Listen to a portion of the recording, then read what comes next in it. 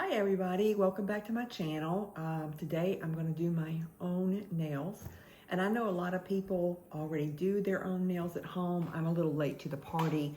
I just continue to pay those high prices at the nail salon, but I'm determined to learn how to do this. And so if you do your nails at home, I would love for you to give me any advice, your opinion, better ways to do things, how you make it work.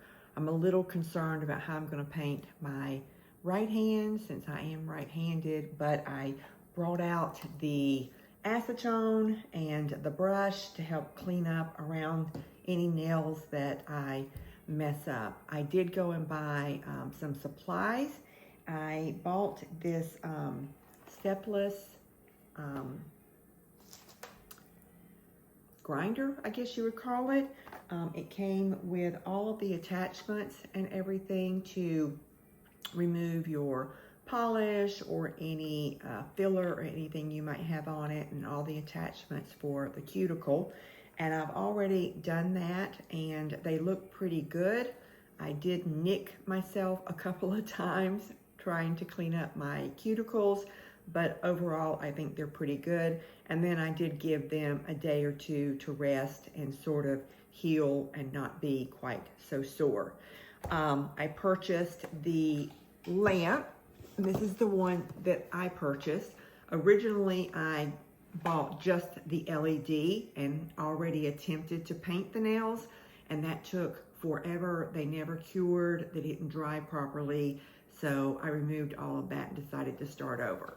So I have an actual UV LED light that I'm going to use this time. And then I have one of my favorite nail polishes. This is not an OPI version. This is a perfect match. I believe I bought this off of Amazon. It comes with the gel polish and then the regular polish. And this is Marilyn Merlot. And it's very, very close to OPI's Lincoln Park After Dark. This one might have not quite as much purple to it, but it does look great, and I do love a dark nail, so that's my choice. Then I picked up the acid-free primer and the nail prep dehydrator, and so I will be using the dehydrator on the nails first, then do the acid-free primer, then we will start and do 2 layers of polish, and then I have a gel top coat here. So let's get started and see how it works. For one, I can't see very well, and I need glasses, but I need a lot of light. So you're not going to really be able to see my face, but you will be able to see my hands, and we're just going to give it a go. Now, this nail dehydrator and acid-free primer, the instructions said to do a skin test to make sure there was no allergic reaction. I did that already, and everything looked good. So we're going to start and just apply the dehydrator. And this just increases adhesion. And didn't come with any directions, but I know that at my salon, my nail tech just runs a thin coat over it, and then we let it air dry. You can see I still have some redness around my cuticle, and I think some of the nail polish got caught up underneath my cuticle the last time I tried this, and it just was a little bit hard to get out, but I feel like I'm going to cover it, so hopefully it won't make too much of a problem. I'm probably doing more than I should on this dehydrator, but I do want a good coat. And then we're just going to let that dry for a second or two. It dries pretty quickly, so I'm going to set this over here. All right. And then we'll start with our acid-free primer. Give it a good shake. And I like to use something to prop my nails on.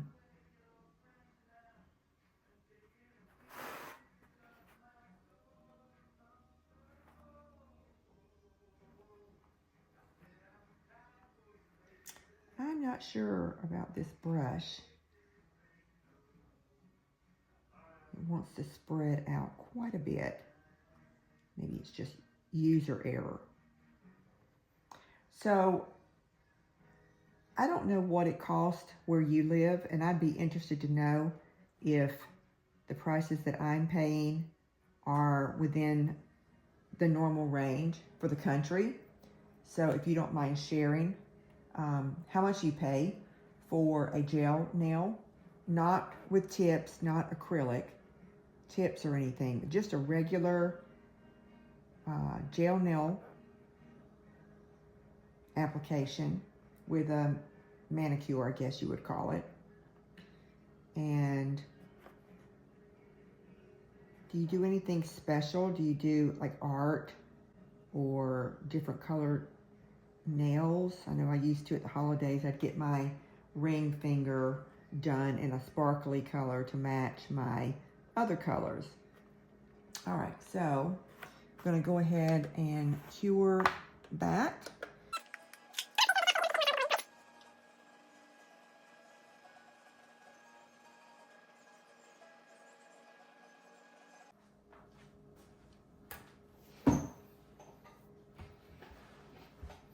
Okay, so I put the acid-free primer on them, and then I cured them each hand 2 minutes under the light, and they're still a little tacky. And I don't remember them being tacky or not, but I feel like 2 minutes on each hand should be enough to cure them. So my guy does, he only does one primer on the nail. So let's just go with this. So now we're gonna, so this may take a few minutes, and I'll probably do a lot of it off camera or speed it up to fold my towel up. So I'm gonna start here, bring it down. It's going on nice, just like what I would expect it to do at the nail salon. So we were talking about how much it cost. I pay $85 for just my nails in Southwest Florida, just to get a gel. I don't get tips and I don't get acrylics, but I get a hybrid. It's like a putty in a tube. I forget what it's called. And it's sort of an overlay on my nails. And it looks really nice. I am not going that route here. I am just going to do strictly nail or just gel polish. Maybe a little bit more on this one. And I just feel like that's getting excessive. And then I always tip my nail tech because he's been doing my nails for so long. And he is very good, but I just don't know if I want to continue to pay that much money. For those of you that don't know, I am retired and my husband and I live on a budget.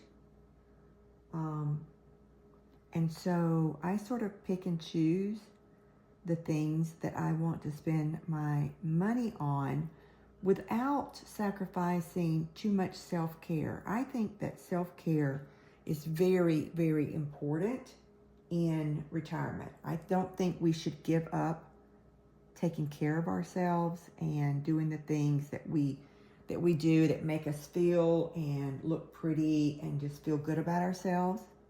I'm much slower than my nail tech. But I do like to pick and choose what that is going to be. I do my own roots a lot of the time. I have a really great hairstylist. I love her. I've been going to her for 5 years and she's awesome. But she charges $90 for just a root and a blowout.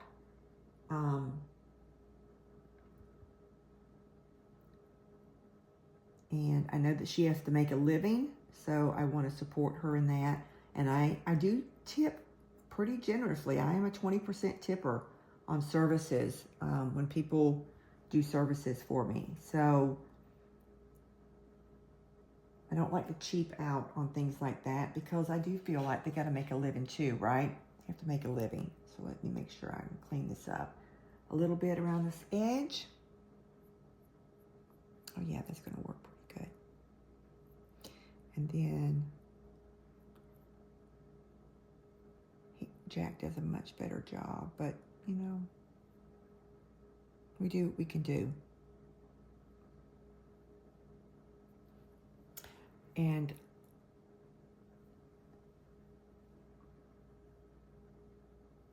some of this is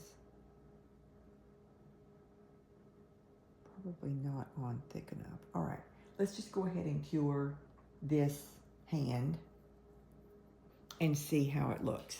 The time I was going to go back and forth, but this was my first coat and I did 2 minutes. I really didn't do a very good job there, but I'm going to do my best to try to clean it up. So I'm going to do a second coat and then I'm going to let that cure probably for 2 minutes under the light before I put a top coat on and try to clean some of this up. Okay, so this is 2 coats cured, and this last coat I cured for 3 minutes. So we'll go ahead and do this second hand. We'll put a top coat on them and cure them, and we'll come back and see what we think. Perfect. The polish might be a little thicker on it than I like, but it's my first try, and I'm going to give myself some grace. It's a learning curve, and I will do better next time.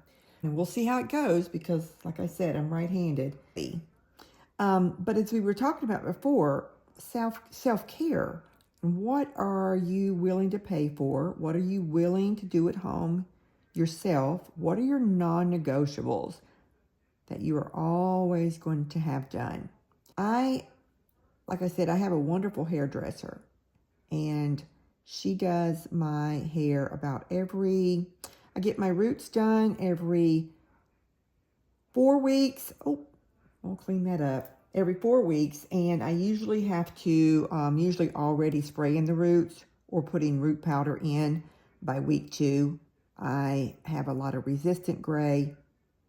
My hair grows fairly quickly, and so I'm spraying my roots at the end of the 2nd week, but I try to push through and try to get at least 4 weeks before I have to go back in and see her. And right now, she's off on maternity leave, and she's going to be out for at least 3 months. So I'm doing my own roots right now, and she was gracious enough, because she's just the sweetest thing. She gave me some of my color. I use Redken products, and she gave me 2 tubes of root color. And I've done my roots for many, many years and stuff.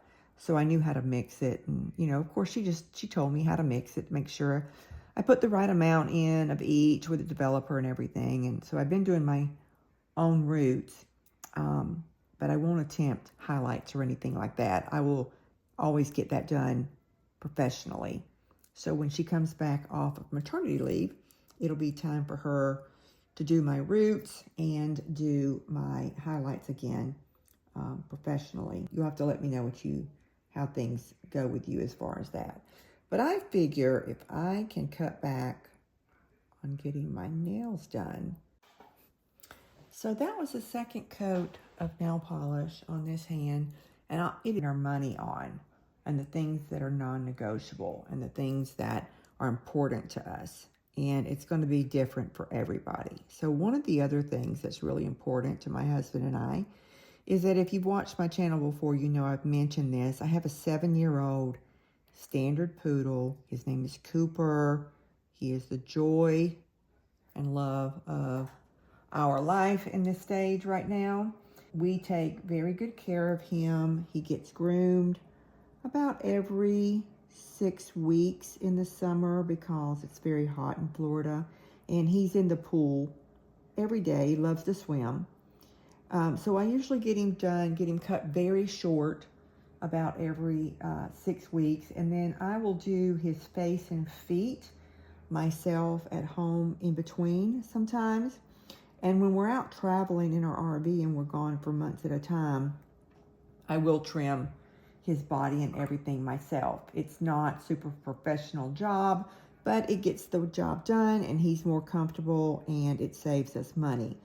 I don't know if any of you are familiar about standard poodles and their grooming and things like that, but here in Florida, it costs about $150 for grooming. So it costs as much to get Cooper groomed as it does for me to get my hair, roots, highlights, cut, and blow dry. So it's very expensive. I know that's probably not as expensive as some people pay.